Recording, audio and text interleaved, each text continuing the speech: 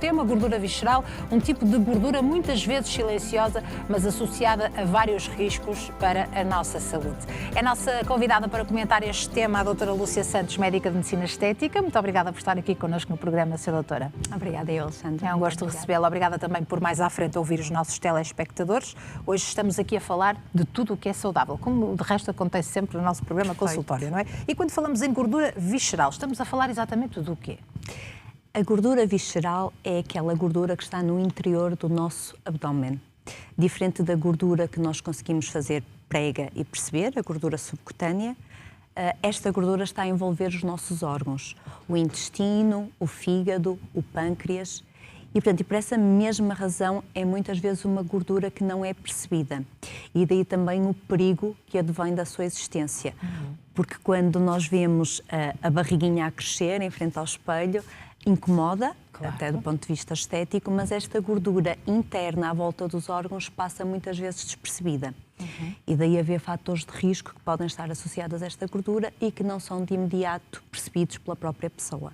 Ou seja, muitas pessoas associam só esta gordura abdominal a uma questão estética, mas é muito mais do que isso, não é? Sim, sem dúvida.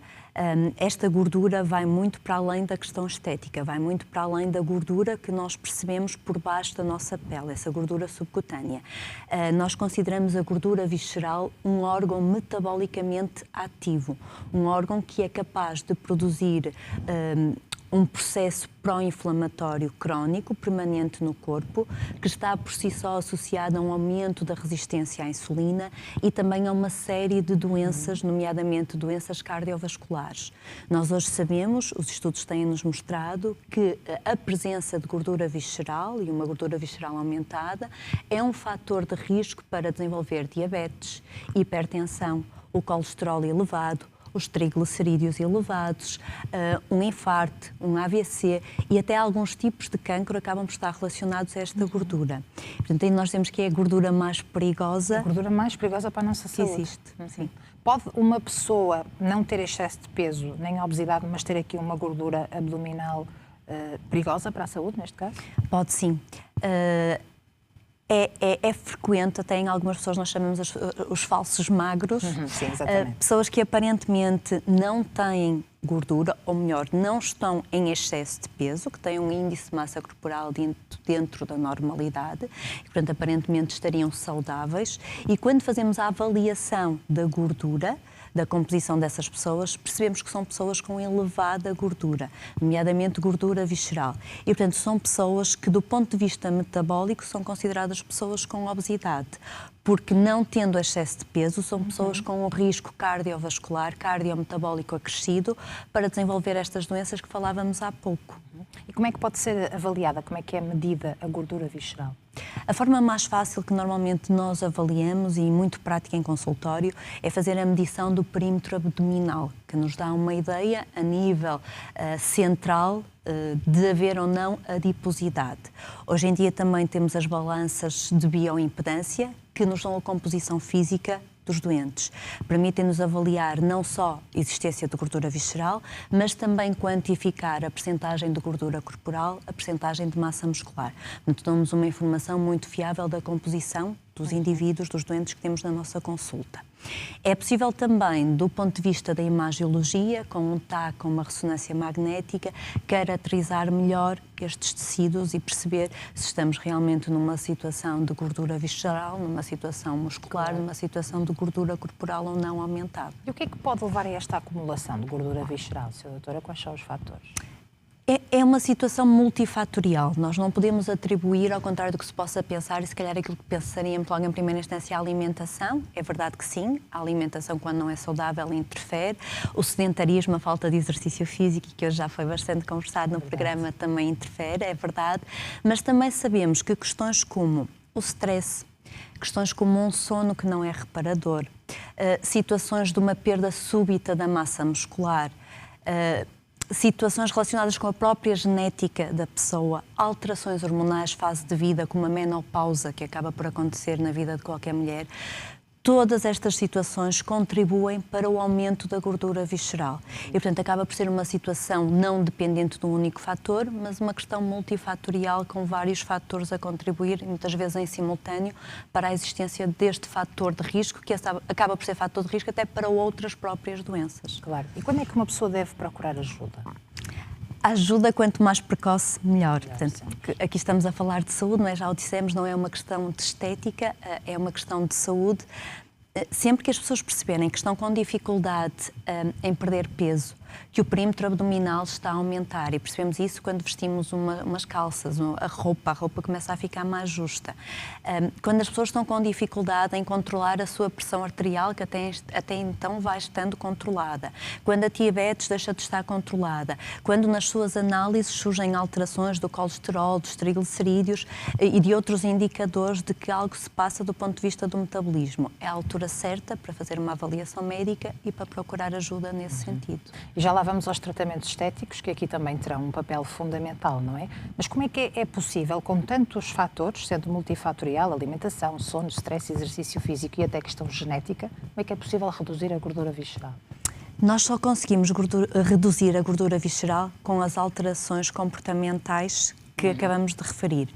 Portanto, temos atualmente fármacos. Os fármacos que estão aprovados para o tratamento do excesso de peso e da obesidade têm dado provas de conseguir reduzir também a gordura visceral, portanto, a gordura corporal de um modo geral e a gordura visceral em concreto. Os estudos vão nesse sentido, mas a verdade é que essas mudanças, essas reduções só são mantidas, só são sustentadas no tempo se acontecerem estas mudanças comportamentais que nós estamos a falar. Portanto, se começar a acontecer uma higiene do sono, se começar a acontecer uma alimentação mais saudável, se as pessoas procurarem praticar exercício físico, que é fundamental aqui, não só o treino de força para a preservação da massa muscular, mas também o exercício cardiovascular para a redução da própria gordura. Nós sabemos que esta gordura responde ao exercício físico regular, portanto tem que ser feito de forma consistente. E, portanto, todas estas alterações têm que acontecer para que se verifique a redução da gordura. Não é uma por si só, não é mesmo o tratamento farmacológico por si só. Todas estas situações têm que acontecer em simultâneo para que se possa ver resultados efetivos e que para que esses resultados sejam ao longo do tempo mantidos, porque esta é uma situação que não vai deixar de acontecer. Se há uma carga genética associada, não vai ter cura. Nós conseguimos controlar a situação, mas não vamos conseguir deixar que a situação deixe de existir. Sra. Doutora, muitas pessoas procuram, de facto, tratamentos estéticos para reduzir a gordura visceral. Estes tratamentos também conseguem atuar nesse sentido? É importante esclarecer que os tratamentos estéticos que nós fazemos conseguem reduzir a gordura abdominal subcutânea, aquela que está imediatamente por baixo da pele e, portanto, melhorar o contorno corporal. Os tratamentos estéticos não atuam na gordura visceral. A gordura visceral está no interior do nosso abdômen, está à volta dos nossos órgãos. Nós não temos nenhum tratamento físico, mecânico, que vá retirar esta gordura, que vá tratar esta gordura. Portanto, conseguimos efetivamente com tratamentos estéticos melhorar volume, adiposidade, contorno corporal na zona abdominal, mas não efetivamente reduzir esta gordura com os tratamentos estéticos, que vulgarmente ouvimos falar, para tratar a gordura subcutânea. Portanto, pode ser aqui um complemento dessas alterações do estilo de vida, mas também os tratamentos estéticos? Sim, o que nós conseguimos é exatamente isso. Os tratamentos estéticos têm que ser sempre em complementaridade, não é, com a mudança do estilo de vida. Só por si também os resultados não serão sustentáveis. Mas é sobretudo importante passar a mensagem que esta gordura que nós tratamos é a gordura subcutânea, aquela que nós fazemos a prega e que conseguimos ver. Esses tratamentos estéticos conseguem ajudar a reduzir. Esta gordura interna de risco que estamos aqui a falar não é tratável com esse tipo de tratamentos. Claro. E para esta gordura, para melhorar o contorno corporal, que tratamentos é que existem? Nós, neste momento, temos atualmente uma panóplia de tratamentos. Nós temos a radiofrequência, que seja microagulhada ou não, temos os bioestimuladores de colagênio, as mesoterapias com ativos lipolíticos, os ultrassons, portanto, uma série de tecnologia que nos permitem realmente uma remodelação do contorno corporal. Mas aqui estamos a falar de... É mesmo isso, melhorar contorno, reduzir alguns centímetros mínimos aparentes, não é? E da parte de fora do corpo. Não é este ponto que estamos aqui hoje a falar da questão da saúde das pessoas. Portanto, Na sua consulta, a sua doutora tem que olhar sempre as pessoas, de dentro para fora também. Sim, não é? temos que, sim, e sobretudo de dentro para fora. Portanto, e se nós queremos os melhores resultados, mesmo do ponto de vista da medicina estética, as pessoas têm que ter efetivamente ganhos em saúde, porque os melhores resultados só são alcançados quando as pessoas estão com mais saúde. Portanto, faz sentido, mesmo antes de pensarmos em qualquer tratamento de contorno corporal, se houver esta questão de gordura visceral, começar por tratá-la.